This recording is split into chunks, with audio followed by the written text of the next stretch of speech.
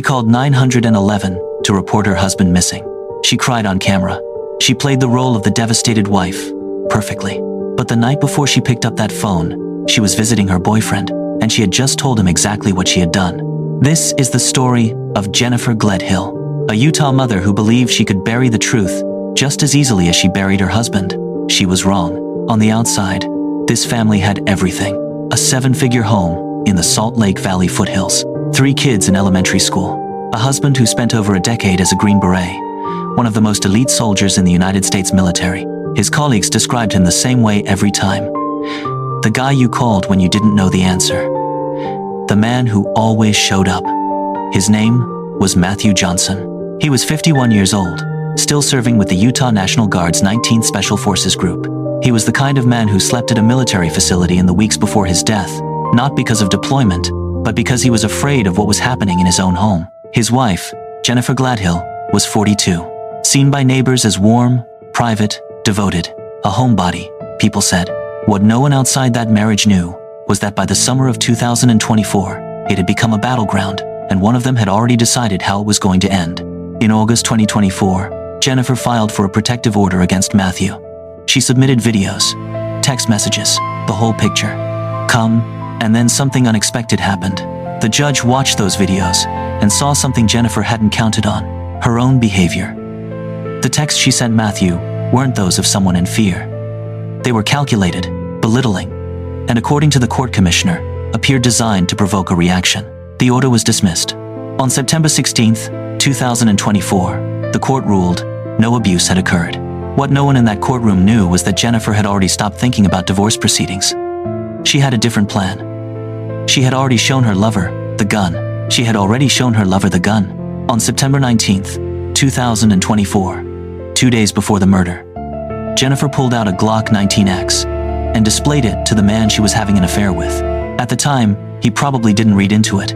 Military families own guns, but prosecutors would later argue that Jennifer had already mapped everything out. The children were scheduled to sleep at their grandparents' house. The bedroom had been mentally cleared.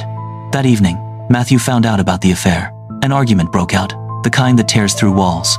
Years of deterioration, finally uncapped. But by the time the house went quiet, Jennifer had made her decision. And Matthew had no idea. In the early hours of September 21st, while her husband slept, while a decorated soldier who had survived war zones lay in his own bed, Jennifer picked up his 9mm, walked into the bedroom, and shot him in the head. What followed wasn't panic, it was procedure. She loaded his body into a storage container, moved it down the stairs, and placed it in the back of their minivan. She drove his truck to a nearby neighborhood and abandoned it. Then she drove north across county lines and buried him in a shallow grave at a location she still hasn't disclosed. When she got home, she bleached the walls, she steam cleaned the carpet. She ordered a new mattress online. It arrived 2 days later.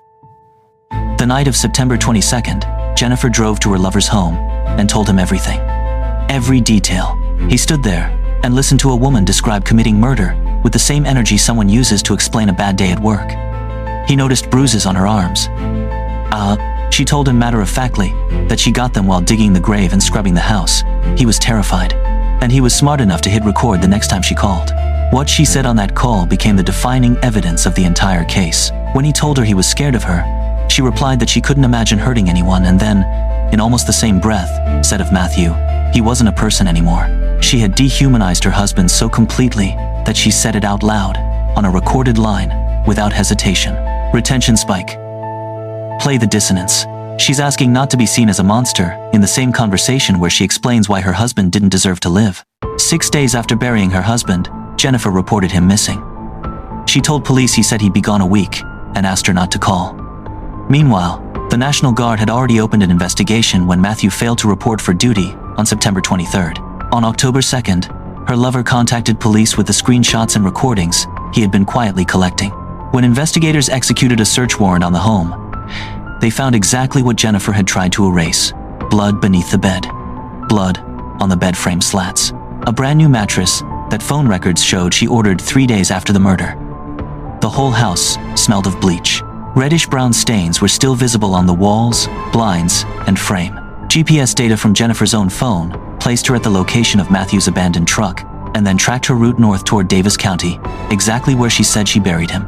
Jennifer was arrested on October 2nd, 2024. 3 weeks later, investigators arrested Jennifer's parents. Thomas and Rosalie Gladhill, 71 and 67, had spent more than 5 hours at the house in late September, despite initially claiming they were only there briefly to grab clothing. Rosalie had purchased the replacement mattress. Her phone had been remotely wiped, erasing her location history. When police questioned Thomas about the bedroom, he said he hadn't gone where the incident happened. He hadn't been told there was an incident. Police found the Glock 19X, the same gun Jennifer had shown her lover 2 days before the murder, wrapped in a child's onesie inside a plastic tote in her parents' home, closing the unresolved, emotional gut punch. Here's what's still true today. Matthew Johnson has not been found. Over 70 people, law enforcement, volunteers, and his own Green Beret brothers have searched across multiple Utah counties. A storage container was found in water, bearing traces of his blood, but Matthew himself has not come home. His children lost both parents the night Jennifer pulled that trigger. 3 kids who spent that night at their grandparents' house while their father was being buried and their mother was doing laundry to cover her tracks. Jennifer has pleaded not guilty. Her trial is scheduled for December 2025. A $500,000 life insurance policy sits in legal limbo while the courts figure out who, if anyone, gets to collect it. And somewhere in northern Utah, in a grave only one person knows the location of, a soldier who survived everything his country asked of him is still waiting to be brought home. The recorded phone call exists. The confession exists.